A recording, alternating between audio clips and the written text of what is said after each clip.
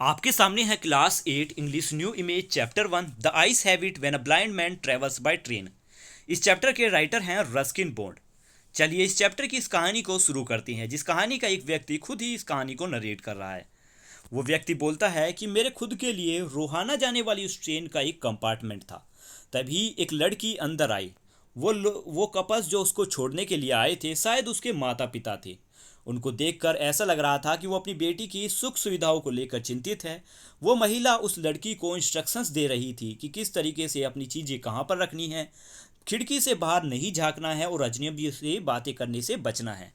फिर उन्होंने एक दूसरे को गुड बाय किया और ट्रेन अपने स्टेशन से निकल पड़ी। उस समय मैं बिल्कुल अंधा था। मेरी नज़रें सिर्फ रोशनी और अंधेरे को महसूस कर सकती थी। मैं ये नहीं बता सकता कि वो लड़की दिखती कैसी थी, पर लेकिन मैं ये जानता था कि उस लड़की ने चप्पलें पहनी हुई थी, क्योंकि चलते वक्त उसकी चप्पलें उसके एड़ियों से टकरा रही थी। मुझे ये जानने में थोड़ा समय लगा कि वो शायद दिखती कैसी होगी।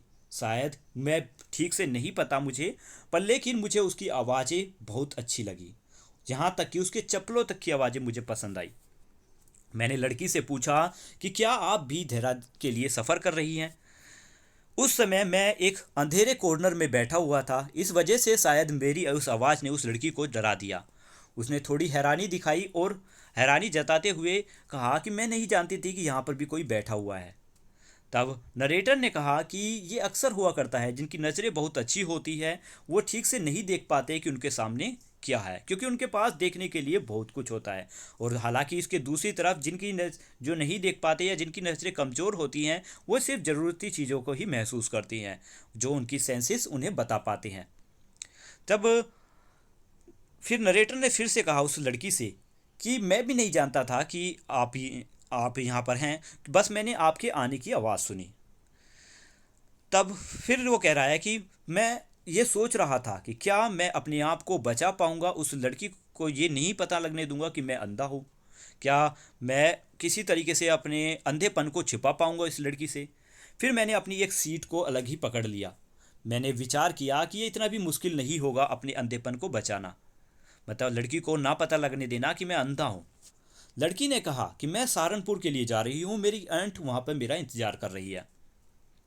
तब उस नरेटर ने कहा व्यक्ति ने कहा कि मैं तो फिर मुझे आपके साथ ज़्यादा घुल मिल कर बातें नहीं करनी चाहिए, क्योंकि जो ये आंट होती हैं ये बहुत ही खतरनाक होती है।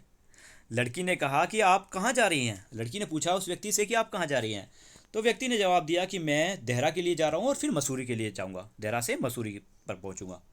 लड़की ने कहा कि आप कितने खुशकिस्मत हैं, मेरी भी इच्छा है कि मैं भी मसूरी जाऊँ। मुझे वहाँ की पहाड़ियाँ बहुत पसंद है, स्पेशली अक्टूबर के महीने में। व्यक्ति ने जवाब दिया कि हाँ ये बहुत ही अच्छा समय है। और उस समय व्यक्ति अपनी यादों को जोड़ रहा था, यानी कुछ यादें ताज़ा कर रहा था हिल स्टेशंस की, पहाड़ियों की। और कहता है कि ये बहुत अच्छा समय है। उस समय हिल्स जो रहते हैं वो दालिया नाम के एक पेड़ से ढके हुए होते हैं। सन भी बहुत ही सूरज भी बहुत ही सुंदर लगता है और रात के समय आप लकड़ियों की आग के सामने बैठ सकते हैं और कॉफ़ी पी सकते हैं। उस समय बहुत ही अच्छा समय होता है। इस समय तो बहुत से टूरिस्ट भी वहाँ से जा चुके हैं। अब वहाँ के रोड भी बिल्कुल शांत हैं और लगभग सुनसान हैं, पर लेकिन अक्टूबर का महीना वहाँ का बहुत अच्छा समय है उस जगह यात्रा करने का। फिर कुछ समय के लिए वो लड़की बिल्कुल शांत हो गई। व्यक्ति ने सोचा क्या मेरे शब्दों ने क्या इसको दुखी कर दिया, या फिर ये लड़की मुझे कोई बेवकूफ़ समझ रही है। तब मैंने एक मिस्टेक कर दी। मैंने एक मिस्टेक क्या की, मैंने उससे पूछ लिया।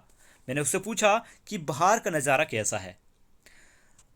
ऐसा लगा कि जैसे उस लड़की को मेरे इस सवाल से कोई फ़र्क नहीं पड़ा, या फिर मेरे इस सवाल से कुछ भी अजीब नहीं लगा उस लड़की को। क्या उसने ये ध्यान दे दिया लड़की ने कि मैं अंधा हूँ, मैं देख नहीं सकता। पर लेकिन उसके अगले सवाल ने मेरी इस शक को दूर कर दिया। उस लड़की ने पूछा कि आप खुद खिड़की से बाहर क्यों नहीं देखते। तब व्यक्ति तब व्यक्ति कहता है कि मैं धीरे से अपनी उस सीट से खिड़की के पास पहुंचा, खिड़की के उस किनारे को महसूस किया। फिर मुझे पता चला कि खिड़की खुली हुई है और मैंने चेहरा खिड़की की तरफ करा और ये नाटक किया कि मैं उस बाहर के इस खूबसूरत नज़ारे को समझने की कोशिश कर रहा हूँ। मुझे इंजन के गड़गड़ाहट की आवाज़ आ रही थी, व्हील्स के चलने की आवाज़ें आ रही थी।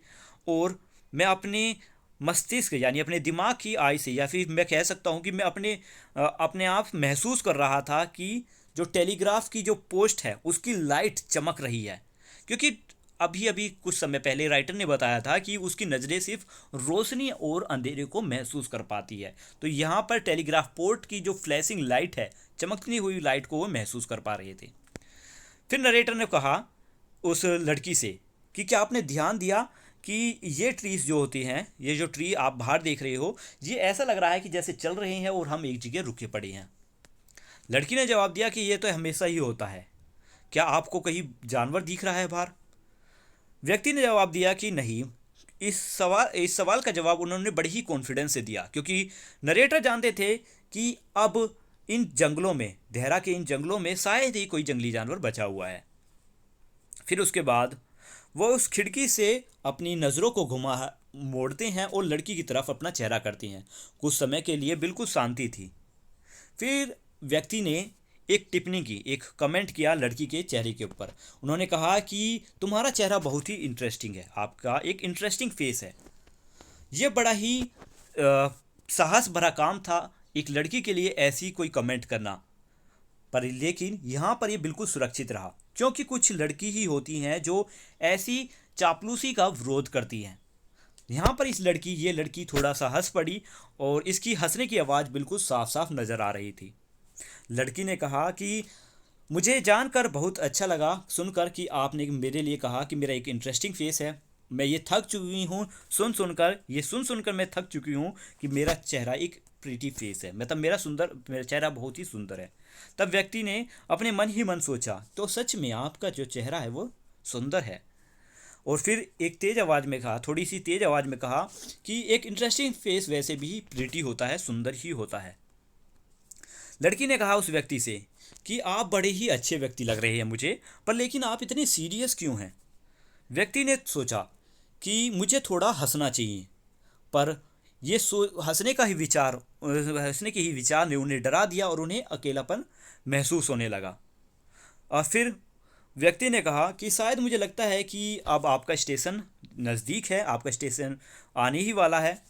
महिला ने कहा, उस लड़की ने कहा कि भगवान का शुक्र है कि ये यात्रा बहुत ही छोटी थी, क्योंकि मैं 2 या 3 घंटे से ज़्यादा का सफ़र सहन नहीं कर पाती। मैं ट्रेन का इतना बड़ा सफ़र सहन नहीं कर पाती हूँ। हालांकि जो व्यक्ति है वो कह रहा है कि मैं तो ऐसी मुलाकात के लिए, यानी ऐसी बातचीत करने के लिए बिल्कुल प्रिपेयर हूँ, सिर्फ उसकी बातें सुनने के लिए। मैं उसकी बातें लंबे समय तक सुन सकता हूँ। उसकी आवाज़ ऐसी है जैसे पर्वत से बहता हुआ कोई झरना। और अब जल्द ही उसका स्टेशन पहुंचने वाली है, वो जल्द ही इस ट्रेन से निकल जाएगी और शायद वो हमारी इस मुलाकात को भूल भी जाए। हालांकि वो इस मुलाकात को भूल जाए, पर मेरे लिए ये मुलाकात काफ़ी समय तक रहेगी मेरी इस यात्रा में, और शायद इस यात्रा के बाद भी मुझे ये मुलाकात याद रहेगी। फिर इंजन की जो विसल है उसकी आवाज़ आती है। अब रेलगाड़ी के उस डिब्बे ने भी अपनी आवाज़ को और अपनी गड़गड़ाने की आवाज़ को थोड़ा कम कर दिया। अब लड़की भी अपनी सीट से उठ चुकी थी और अपनी चीज़ों को इकट्ठा कर रही थी। मैं सोच रहा था कि क्या उसने अपने बालों को बांध रखा है या खोल रखा है। शायद उसने अपने बालों को ढीला छोड़ रखा है अपने कंधों पर, या फिर क्या उसके बाल थोड़े छोटे हैं। तभी ट्रेन अपने स्टेशन पर धीमे हो गई उसकी स्टेशन पर रफ्तार, और फिर बाहर कुछ लोगों के चिल्लाने की आवाज़ें आने लगी। बाहर कुछ कूली चिल्ला रहे थे। वो व्यक्ति जो सामान ढोते हैं, वो कूली जो सामान ढोते हैं, वो व्यक्ति जो सामान को बेचते हैं, वो व्यापारी, और साथ ही एक महिला की आवाज़ जो उस कैरेज यानी रेलगाड़ी के उस डिब्बे के दरवाजे पर खड़ी कुछ बोल रही थी। शायद ये आवाज़ उस लड़की की आंट की थी जो इस स्टेशन पर इसका इंतजार कर रही थी।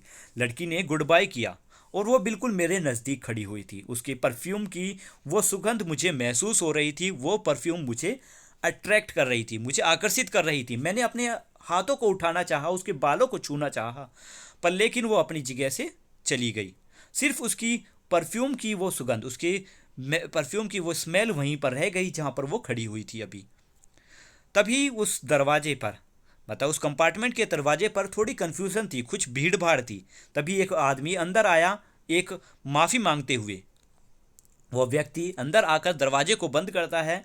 दरवाजे को बंद करने के बाद वो अपनी सीट पर बैठ जाता है और मैं भी वो व्यक्ति कह रहा है पर्सन कि मैं भी अपनी सीट पर बैठ गया।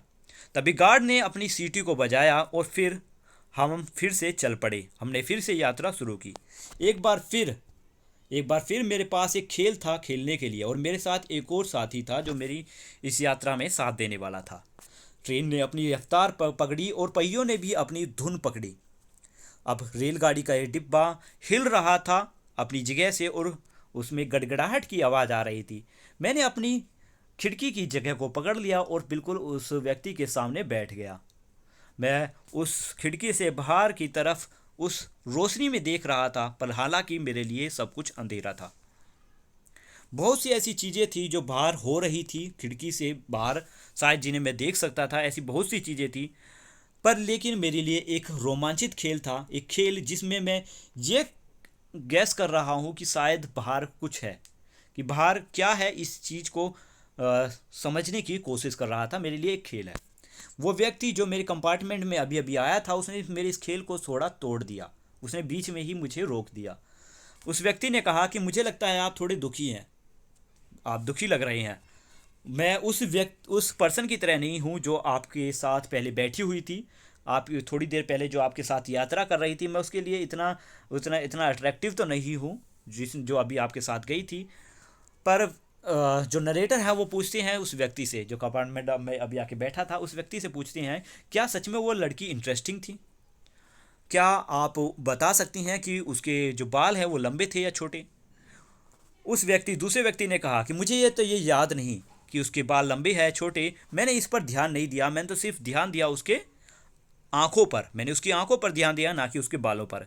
उसकी आंखें बहुत सुंदर थी, पर लेकिन उसकी आंखें उसके लिए काफ़ी नहीं थी। उसकी आंखें उसके लिए काम की नहीं थी, क्योंकि वो तो सिर्फ अंधी थी, वो देख नहीं सकती थी।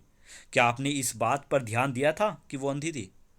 चलिए, अब यहाँ पे ये चैप्टर ख़त्म होता है। यहाँ पर हमें पता चला कि जो नरेटर है, यानी जो व्यक्ति था, पहले तो वो दिखावा कर रहा था कि वो नहीं चाहता था कि लड़की समझ पाए कि ये अंधा है। वो दिखाने की कोशिश कर रहा था कि वो देख सकता है, पर आखिर में पता चला कि जिस लड़की को वो ये दिखाने की कोशिश कर रहा था कि वो अंधा नहीं है, वो खुद ही अंधी थी, वो खुद ही नहीं देख सकती थी।